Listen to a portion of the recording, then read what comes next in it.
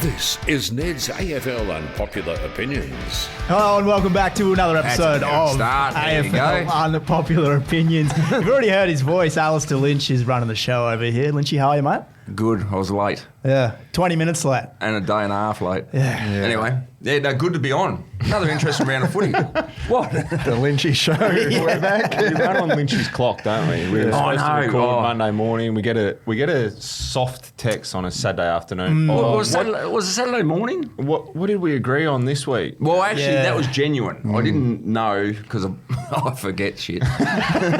But so I actually didn't know when we'd locked it in because we were Tuesday the week before, and then we'd obviously locked in Monday, but I forgot that. We're just an afterthought. So I was just no, absolutely. If we moved the studio to your garage or something, maybe don't do that. No. The Python. We found a new Python. A new one? Yeah, there's 7 footer up there, so a few big pythons. Only 7 foot, that's all. Get up Jesus there. Christ. Yeah, right, yeah. So don't go to the garage. Anyway. Tom Rockliff joins us. Ryan, how are we? Fantastic. He was Good here on weekend. time. I was here. I was ready to go. We've done the snapshot. We're ready to go. We'll hit a multi. Oh, you did it, did you? Yeah, we've been ordinary. So Need to find some form. bit of juice this week, 22 to 1. So make sure you jump on that, punters, and have a look at the snapshot this week. I think we'll get that one up. Good plug from you. I like that. Yeah. I don't know where to find it in the app, but it's somewhere. Yeah, it's somewhere. And Jack Lindley back from the Gabba. A tough night out for the Bombers. No, promising signs. I was pretty happy with that compared to what I was going in with. So equal at 3/4 time. So that's a win for me. Quarter time looked pretty ordinary. Yeah, it did. This is going to be a smacking. Yeah, well, we got Caddy, you know. There's Promising. some bright sparks in the future there. I reckon Caddy was Caddyshack. very, very promising. Yeah. The first quarter, I reckon he had we spoke to Brad Scott pre-game and talked about, you just can't allow Harris Andrews to intercept, and if Caddy had that match up, what he had to do. First quarter, I think Harris took a couple of intercept marks, and then he nullified that in the second quarter, and then third quarter he actually started to put on a clinic. Competed very well. He was marking at both ends of the ground as well. He's coming back in the defensive 50, big plays. He's an excitement machine, I reckon, in that front half. So there's something there for Essendon supporters to get excited about, I reckon. What about the good catch in the third quarter, play on. And let's not speak about that. Well, no, I reflect back. So we played Carlton, it must have been about 88 or something like that, at Princess Park. It must have been 89 because it was rolled mud. It was a very wet winter. And we hardly scored. I remember Ross Lyon went to kick a barrel from about 15 metres out dead in front and missed. It was just like heavy ball. And those days you used one ball. It was like just rock hard by that time. And I reckon I took a mark, probably not behind Stephen Silvani, and did exactly what Caddy did, but I was, I reckon, in the goal square. So I went to play on. And Stephen Silvani dived and smothered it. No. And I reckon it was on a TV ad for the next 2 years. Horrendous. I might dig that up. Heath Shaw, Nick Rewalt type setup. No good. Those moments you just feel like milking. You think, 1989, none of us were born. You were the only one born. I was halfway through my career. What was the I got world drafted like 3 years before that. 89. So I tell you, when you're in your commentary with Triple M, you're hanging shit on the surface that we're playing on, whatever ground it is. Google 1989 MCG. I don't think they have records. Any game. It's in black and white. Any game, and it's rolled mud. It belted down in the south, especially Melbourne, just belted down all year. And so horrible.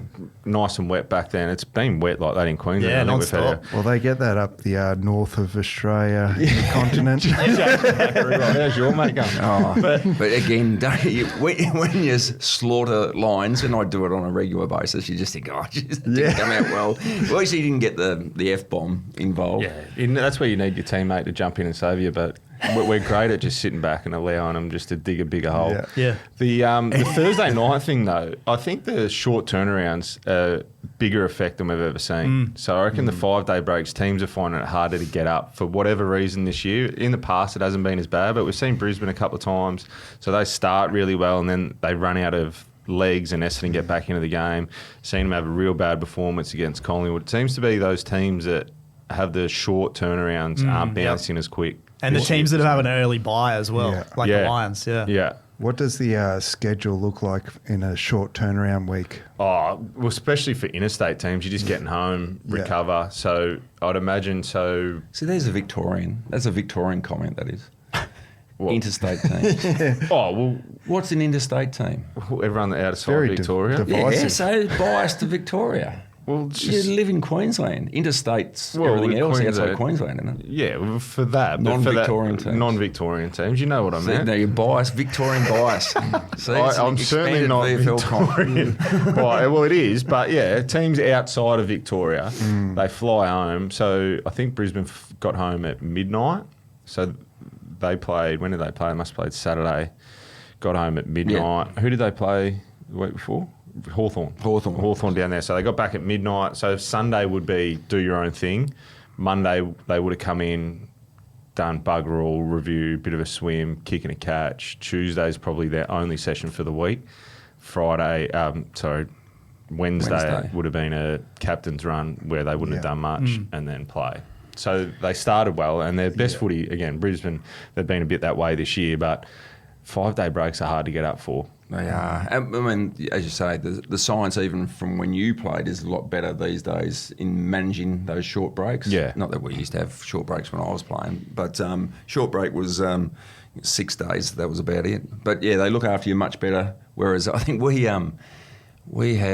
I think Still be drinking after the third day. No, we used to after Monday training, you go for a few pots down in South Melbourne. We had a few crisis meetings at Fitzroy, so we'd go have a few beers and then up at Edwards Tavern in Prand, watching a band or something like that. But we, I think we might have even said this on the podcast, we did 100 hundreds one Tuesday night. Cheapest. One Tuesday night in season. So we got belted by someone. Yeah.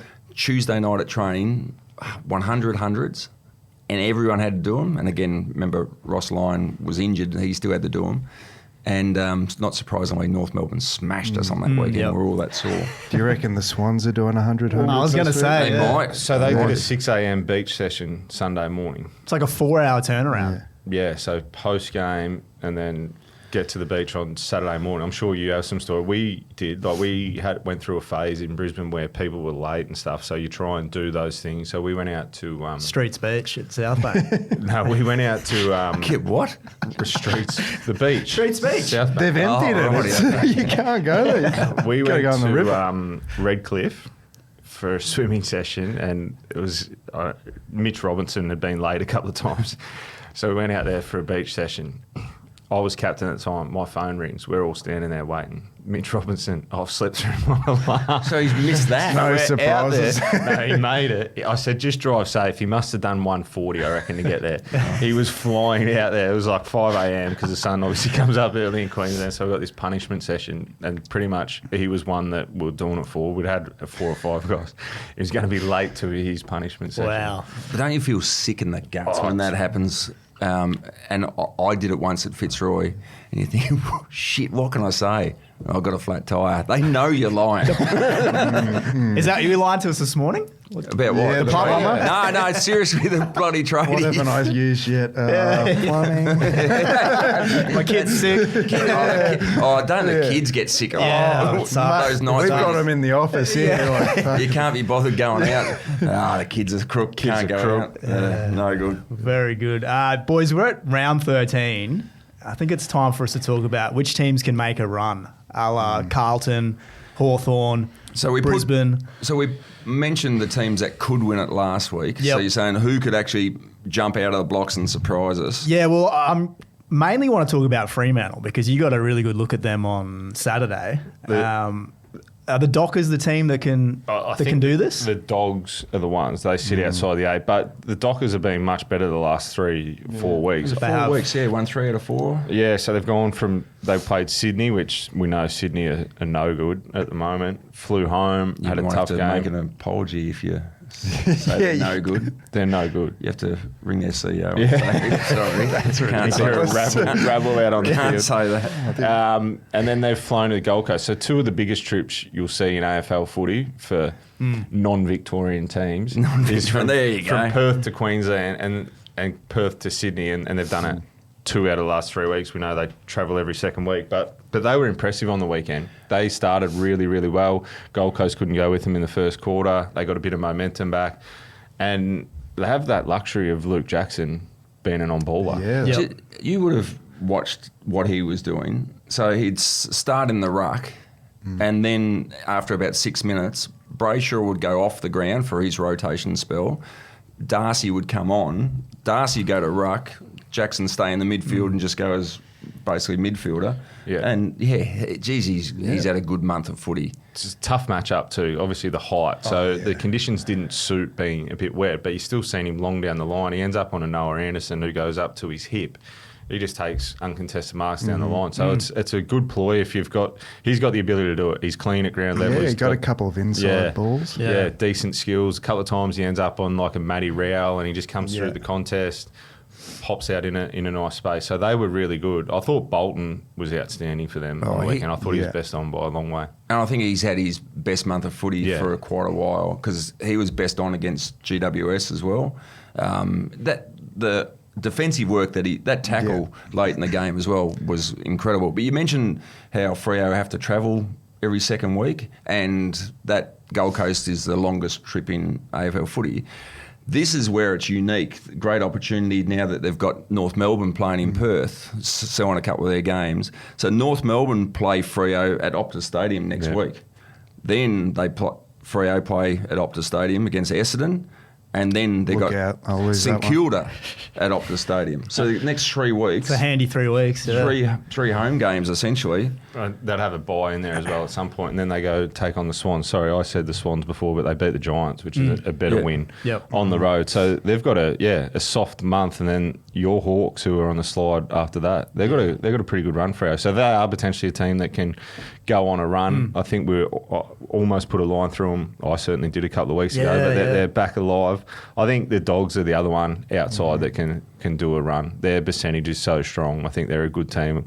I think Thursday night they'll touch up your mob, but who knows? The Hawks might rebound. Yeah. We do need to talk about the Hawks. We touched on them a little bit last week, but we didn't go too in depth. As a fan, the last 3 weeks, I've sort of been like, they're going to come good. But that loss on Friday night was worrying. Yeah, and Collingwood's a very good team. Their pressure was just intense for the full 4 quarters. But James Sicily, we've spoken about him. I think Hawthorn needs to find another forward sometime this off-season. Marby or Chol, it's just become so hit and miss each week where he's looks a little bit lazy and then other weeks he can kick 3 goals. But that's him. It is. Floats in and out.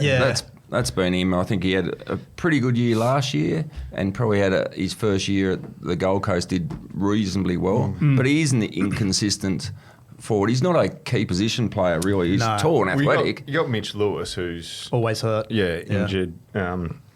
And they probably stacked their back half instead of thinking forward half. They went Frost, Froster's playing in the VFL. So they but probably that hasn't worked, has it? Nah, the two. Barras, I reckon, had the first couple of games. He was intercepting everything, but it hasn't settled yet. Yeah. Do you think that they drank a bit of their bathwater? Yeah, 100%. The hot ball thing is. It reminds me a bit of baseball with the English cricket team. It's like they bought into that massively, and it made the group very cohesive, and it worked for the first 6 weeks. And it was fun to watch. Yeah, it was. And it's probably when you watch Hawthorn because they've been so successful. It's fun to see the slide as well. Oh, it's brilliant. Especially because they're all over the social media doing their trends at training every week. It's just like, just win the game, mate. Jack Inovan adds a lot to that as well. But he was brilliant. He was. So he was outstanding. The one that's really fallen away is Nick Watson. His last couple of weeks has been horrendous. He hasn't touched it. He was almost going to get subbed off, I think, at some point during that game. But he's not striking the ball very well either. Like the set shots he has had, he's getting underneath it way too much. It just he doesn't look right.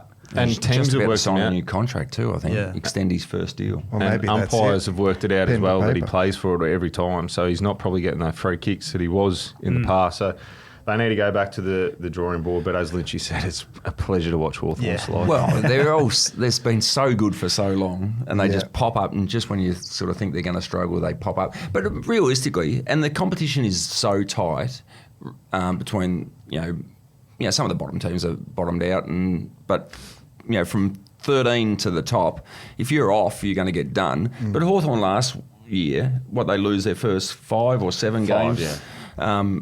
No one sort of was paying attention. They played exciting footy. They had a great style. Everyone's looked at that style, especially if they're going to be a contender. So how do we beat that? So teams look at that and put a lot of time into the best teams. And so Hawthorn have just got to deal with that. So they've got to evolve. Yep. They're targeted teams now. Yep.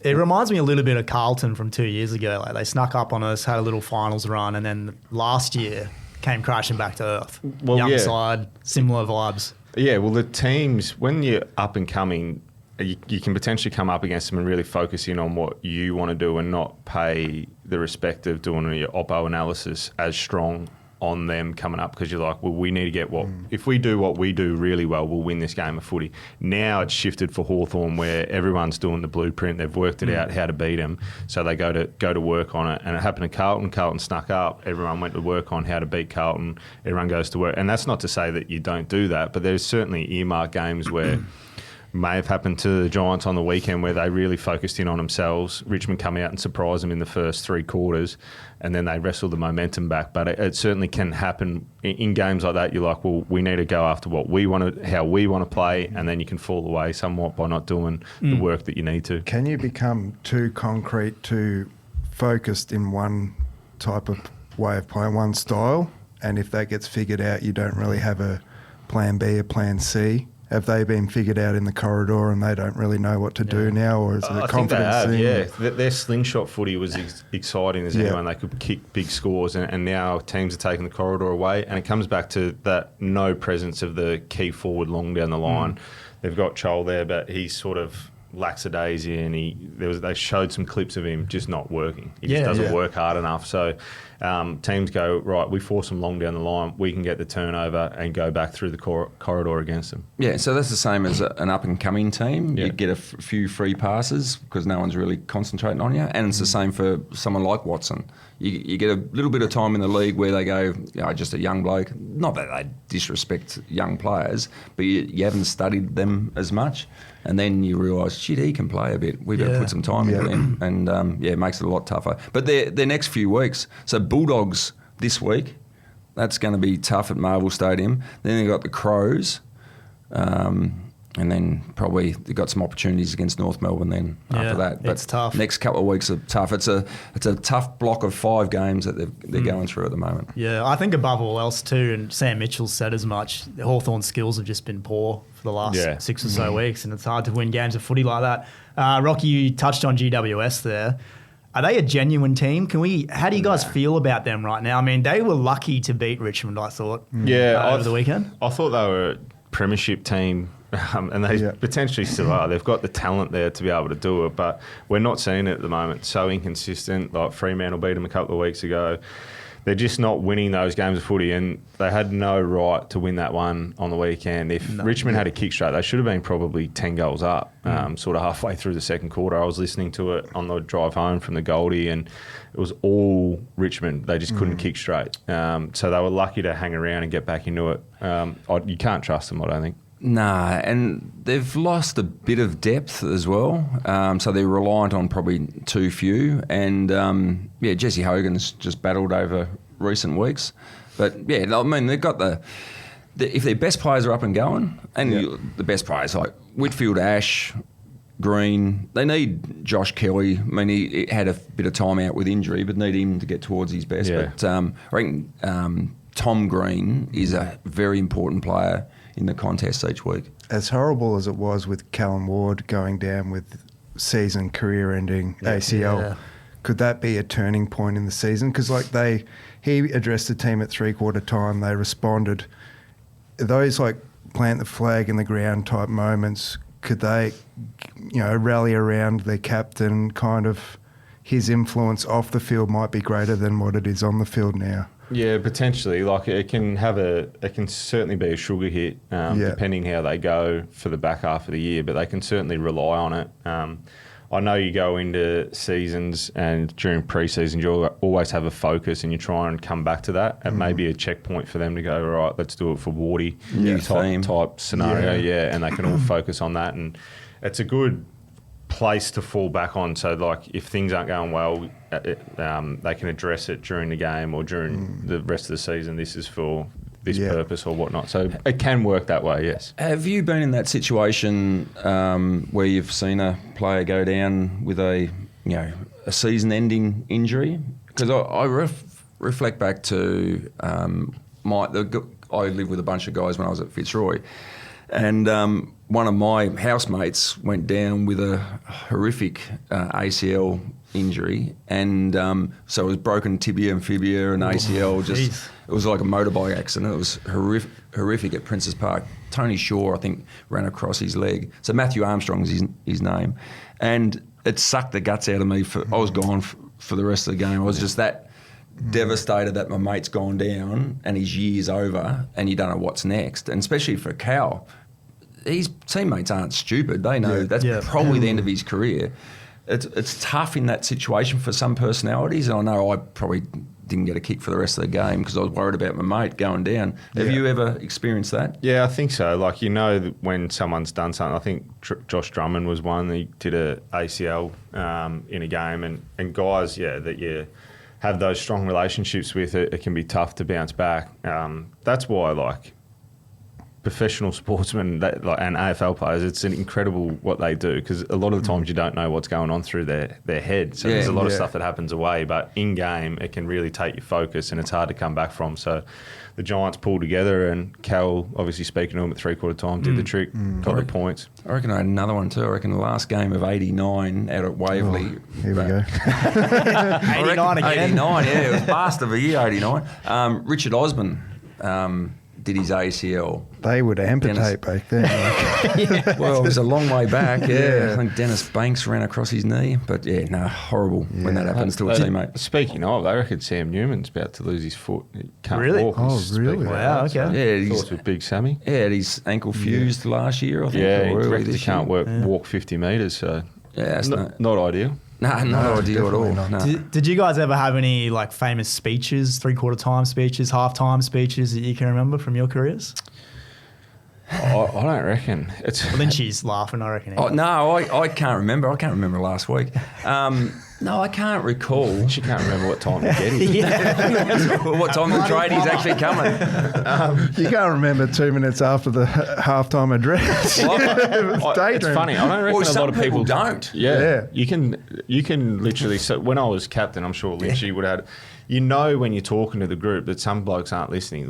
They're off on wherever they need to be to get themselves right to go, which is fine. So there's nothing that stands out. The one that, like I said to Zorks when we were walking back, and it had nothing to do with us winning that game of footy, but the miracle on grass when we came from behind from Geelong, it was a big full moon, and I was walking back with Zorks and I said, full moons, funny things happen on full moons, and that's the only thing. There was no. I was the reason we won that. But there's nothing like no big stirring speech at 3/4 time that got us over the line. That's what I'm waiting for when we do post-game interviews with players and say, what the coach say at 3/4 time look like you really turned around. I want someone to say that. Tell the truth. I've got no idea. Yeah, no. Don't know what he said. But if you watch the huddles, there's some players just sort of gazing into the sky. Yeah. Not that they're not concentrating, but they're probably thinking about what they're doing, and there's no way they're paying attention to what the coach is saying. So there's always one bloke that's like so intensely listening. Yeah, like it was Toby Green. Toby Green on Saturday. That's the most engaged I've ever seen Toby Green in a huddle. And the thing is, if you get the wrong coach and you're not engaged and you're doing that and he spots you. I've had that in my amateur career. I think I was just picked on, but it was the same what thing. Did I just say, mate? Well, it's just like if your eyes aren't looking at the coach as well, you could get a spray. And that was sort of a Walls in. Lee Matthews is the type of one, he wants to see your eyes. And when you go and shit house, sometimes you just want to be looking at the ground. I think Vossi was like that as well. There was a couple of times and you'd be sort of staring and, make sure you get the eye contact. Yeah. Just be more engaging. Keep us engaged. The thing I'm excited about this week is we finally get a Thursday and Friday night, and there's a couple of interstate teams. Non-Victorian teams. No Carlton. That are actually going to be exciting games. So you've got the Dogs and Hawks on Thursday night, and then you've got the Crows and Brisbane on Friday night. We've had some shockers, and Melbourne teams that shouldn't be playing. I think St Kilda are coming up again, Essendon, teams that shouldn't be playing on Thursdays and Friday nights. But finally, we've got a good Thursday and Friday night game, and they're probably the two matches of the round, you'd almost say. Yeah, and then into Saturday night will probably be snowing where I'll be, Giants and Port Adelaide in Canberra. That's amazing as well. I know you speak about Gold Coast only playing a couple games. The Giants are the same. No, absolutely they're the same. Never play there. So they're trying to grow the game in the Western Corridor and never play there. Well, that's the thing. I think they've got to commit. What do we want the Giants for? Do we want the Giants to be a marketing vehicle to give the extra game on TV so get money in? So they generate income because they're part of that extra game with the Suns as well, and more so when the Tassie team comes in, or even a 20th team. But commit. Are they a Canberra team? Yeah. Or are they a West Sydney team? Or we don't really care? Because that's the challenge, is if you're going to commit that we want a West Sydney team, go all in and make it as good as possible that it's every second week. And when the Easter show's on, they play at the SCG. Yeah. Just so that you can get into that habit of go and watch them. So yeah, it's a challenge. And they do a great job, I think, the Giants. What they do, their admin, their players, they do an incredible job. Best social media team, I have to say, too. Yeah. Well, they have been for a long time, haven't they? Yeah, Hawthorn don't even have that anymore. No, the Hawks team is good, but GWS is elite. Another level. My big bugbear out of the weekend is the two score reviews. So here we go. Yep. I don't know what you blokes think sitting at home or as observers, but the Gold Coast one, so there was a live play. It sort of got to the close to going through, didn't go through, then it transitioned for 30 to 50 seconds. Its ball stayed live, then it went out of bounds. Then they did a score review. And then the same thing in the West Coast Geelong game. There was that set shot, hits a bloke in the head, bounces back into play. Then it was only sort of 15 or 20 seconds, Geelong take them up, but then they go back and review. Right. Surely we have to get rid of that. But what happened if it was a point? Well, that's the thing. So yeah, that's what I think we need clarification on. What happened? So we wind the clock back? Well, no, they can't. So apparently, only going on what Channel 7 and Nick Riewoldt said last night, they can't. The timekeeper can only press start and stop, so they can't add that time back on, which is bizarre. So I'd need clarity on it. But get a better clock than that, surely. Well, I mean, we're in 2025. We either go full technology and we take the goal umpires away, so everything's really slow, which I don't think we want. But you got to have a feel for the game. So if it transitions, don't bring it back for a point. No. Or don't even worry about it. If you can't make a decision right there and then, or stop the game and go umpire or field umpire, they've got a whistle in their pocket. So they can blow it if they think it's 50-50. Blow it straight away. I don't know what you do. Then you have to do a ball up, I assume, right there. Yeah. But don't let it go for 30 or 40 seconds and then bring it back. Yeah, it's too long. That is far too long. And I didn't realise that you... Well, it felt like it. Might not have been. No, but it can't wind the clock back. Yeah. Because there's, as Dwayne was saying in our call, there's possessions, there's time. What do you do? What do you do with it? Yeah. And we've got to remember that the ball has got to cross the line. Yeah. That almost wasn't touching the line. Nah. The Gold Coast one. So it's a and we speak ambitious about call at the best. game going for too long as well. Like they just burn 2 minutes by going and doing that as well. By the time they go up, the umpires look at it, or and then before we get going again, just well, is it if they know is it in a play? The old mate who's doing the review so he sees it's close. He gets a note from the goal umpire. Check it on the run. Well, they should be able to, because they check it after every goal. Yeah, so check it in play and say, hang on, there's a point, got to go back. Yeah, I think they've got a lot of work to do on that stuff. Well, speaking of that, and you called it with Laura Kane changing positions. Oh, here we go. This is juicy. No, it's just no, but it was too big a job, and anyway, Greg Swan. I'm not buying into the Greg Swan was. He's a great appointment. Oh no, I'm not buying into the fact that she was never a chance because she's a female and she's that's not a narrative to play at all. Yes, big job, clearly not up to it. Clearly not capable at this point in time to be able to do that range. I think they've brought Swanee in. I think he'll do a good job. He has that relationship with footies. The good thing for non-Victorian teams is he understands non-Victorian teams as well. Yeah, great point.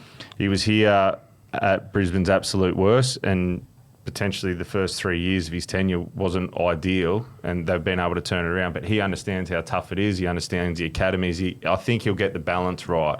So he's got a good job to go in there and fix some of these footy issues straight away. Yeah, no, great pick. Just talk about injuries. Your right mitt, that finger's putrid. My hand's not great. That one's gone. That one doesn't close. Can't close that one. That's all footy injuries? Poked out, yeah, all footy injuries. Not plumbing injury. not plumbing. What about that one? That's awful. Yeah, that one's on the sideways, pointing sideways. Can it? Is it sore? Oh, if you whack it is. Nah, it's not too bad. Yeah, my hands aren't great.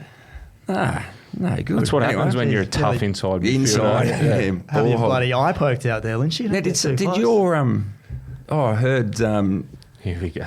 No. How many touches did you get for Port in the Magoos? 57. Who was it? One of the assistant coaches at North Melbourne was playing up the scrub on the weekend and had 56 with 31 contested. There you go. 31 contested. The ex-Freo midfielder. Barlow. Yes. He's a good player. He always had a way of finding it. All your records are falling at the moment, aren't they? They are.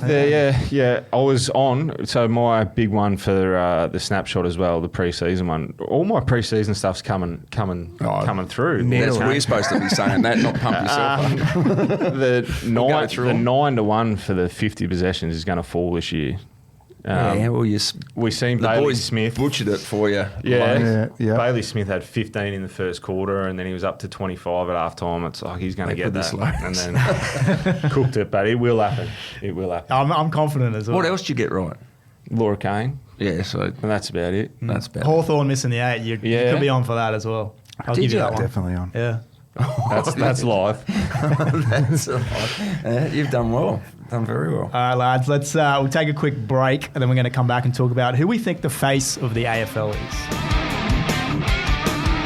is. You are listening to AFL Unpopular Opinions. Boys, it's going on close to a year since Dusty Martin announced his retirement last August. And I was thinking over the weekend, who is the face of the AFL right now? And for me, I can narrow it down to probably Nick Dacos and Bailey Smith. Can we back over a few of the iconic faces of yesteryear? So I think the last 10 years, probably Dustin Martin / Buddy Franklin. Yep. Who would you have before that? Wayne Carey of the 90s. Yeah. Dark, then probably Vossi. You reckon Vossi? Face of the AFL. What about Gary Ablett Jr.? Yeah.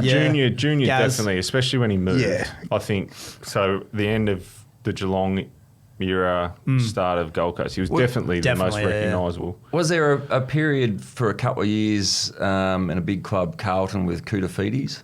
Yeah, that's not a bad shout. Yeah, it's just like, and he ripping the game apart and just big athletic bugger. Had Hurdy back then as well. Yeah, he was probably a similar sort of era as Duck. Yeah, I reckon Duck was number one. Yeah, he was the big alpha, just great on the field. Would you put Brownie in there?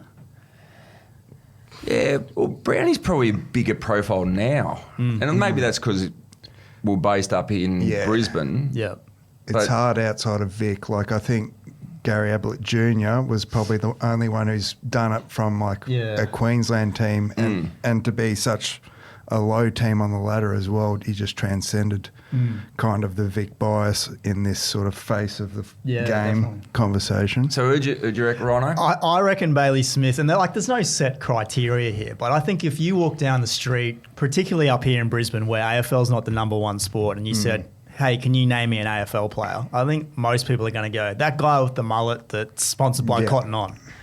Would you agree with me on that? Whereas Dacos, I don't think he's as much of a character. Great statistical player, but I don't think he's got the personality that Bailey Smith brings. The league is pushing Dacos because he's such a clean cut. You know what you're getting with him. With Baz Lanka, it's kind of a bit like that's the charm. I don't think you can force someone to be the face of the league. No. It comes to you, and his off-field stuff. He's like, He's got that he's bad. basically an influencer. His image. He looks like Lynchy with his shirt off. He looks like he should be on a calendar. I think if you ask any female, 20 to Great point. to 35 around Australia, show them a picture, they'd know who he is. Yeah, he's big on TikTok as well. I jumped on his Instagram this morning, actually. I don't follow him, but I had a look all over the the mutual weekend too. friends, half of them were females that I know that don't really follow the league. Yeah, So I there you think go. this goes. Case in point. Well, the one I'd go on. I was going to show you what he looks like. I never look like that.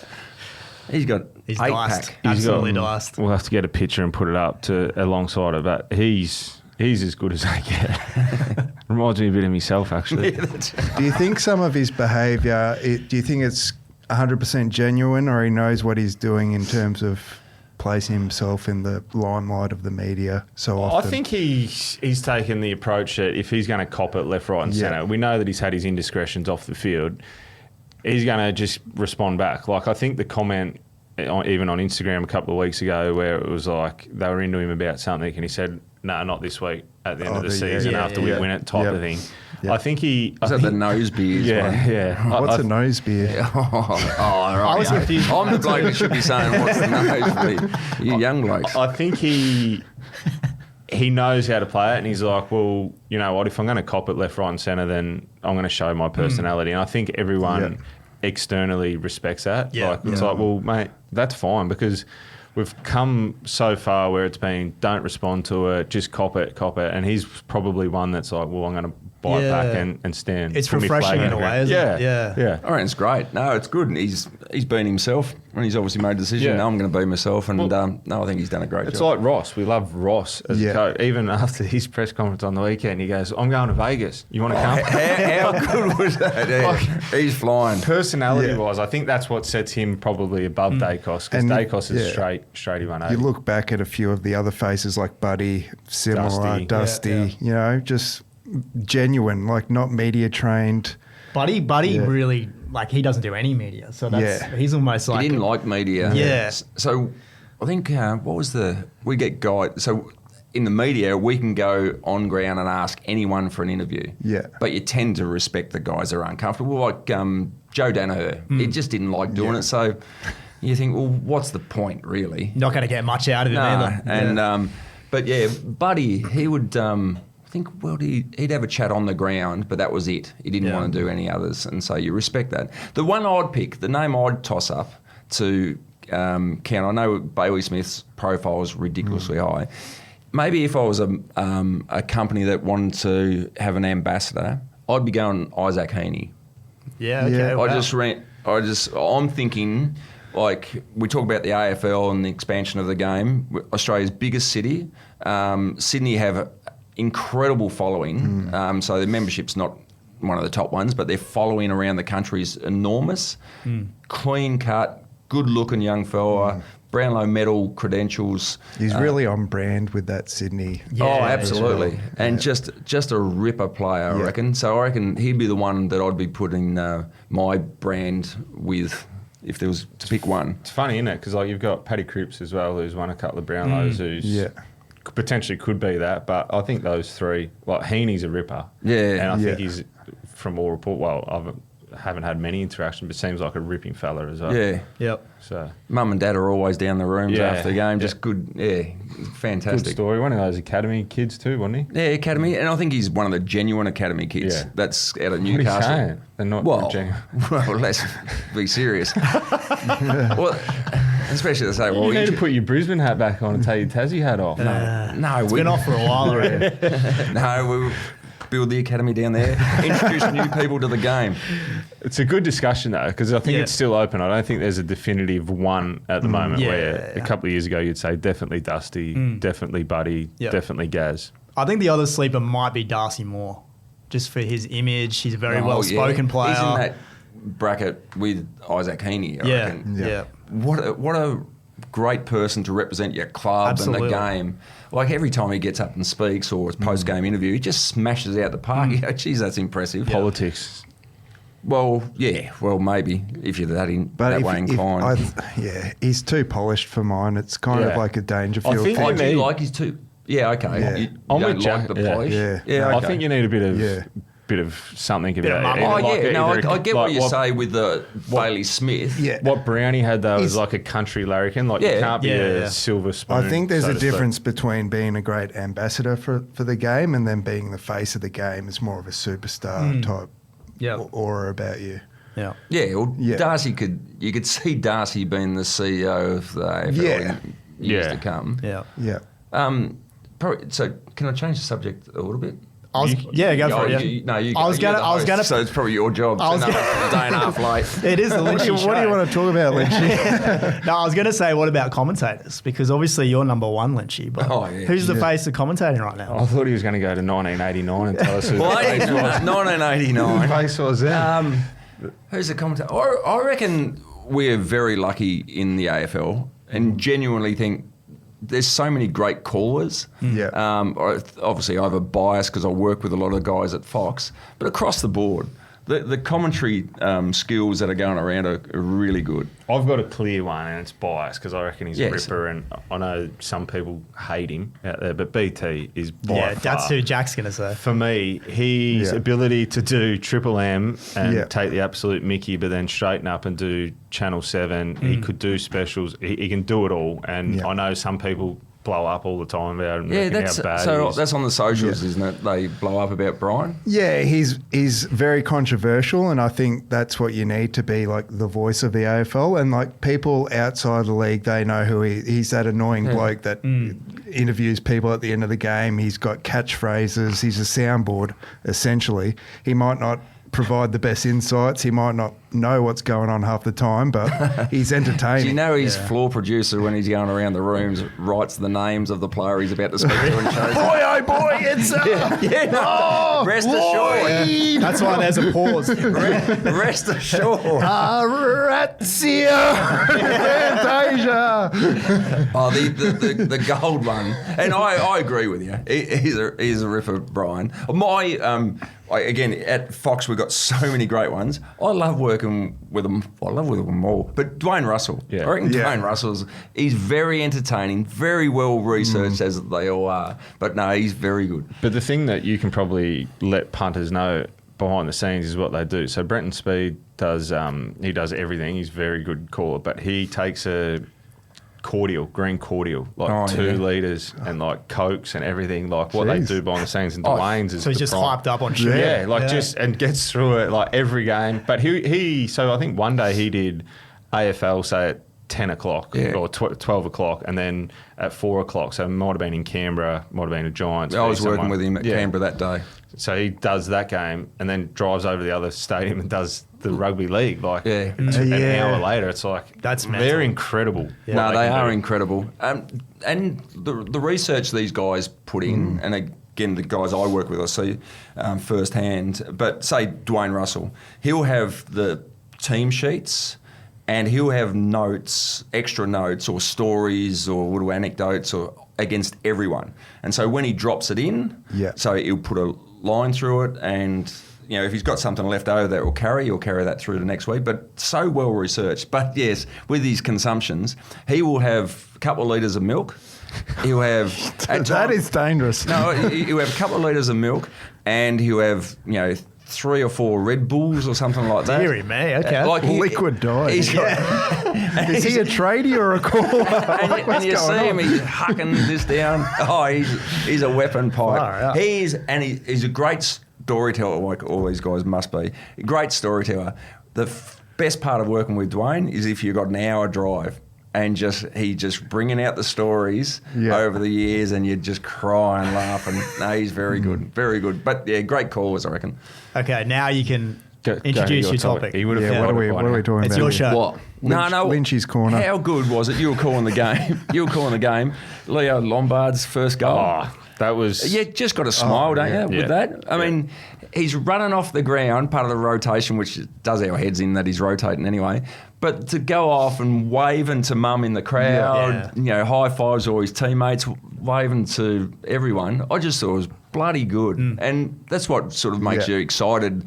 You see that raw emotion of footy rather than the sterile, which we've all been down, that sterile, cliched, that sort of stuff. You see the emotion come out in a young kid kicking his first goal. You've got to celebrate those small moments. Like it's an achievement just to debut in the AFL. 100%, You've got to get around these guys. It was brilliant. It actually worked well that he came off. I know that we don't like it. But it was almost like a lap of honour. And the crowd all lifted as one and just stood and applauded. It was incredible. All his teammates got to him. All 400 of them. and he's sitting down and the smile couldn't come off his face. Yeah, it's fantastic. So I thought that was great. It was What's one the of those great hilarious things celebration you've done post-goal? I probably just nodded. I'm boring as batshit. You're like, I'm the postman. No. I reckon there was one, I snapped a goal at the Gabba because my kids found it and reminded me about it. And I sort of had the arm up to celebrate and slipped on the metal grate at the Gabba and fell down. So that's as leery as I ever got. And then fell over. Lynchy does more celebrating now at the Gabba than he did when he was playing. You should see him down there doing his best work. Just kissing babies. Signing books. Yeah. Kids come up to me and say, "Can I get your autograph? My grandma loves you." Thanks. All right, boys, that might do us for today. Good show. Good on you, gents. When are we back next week? We're going to when are you available, mate? I've got a little issue next week, so you let us know. All right, we'll work it out. We're doing a worker bee at your if the plumber's still not there, we're out there. What's gambling really costing you? For free and confidential support, visit gamblinghelponline.org.au.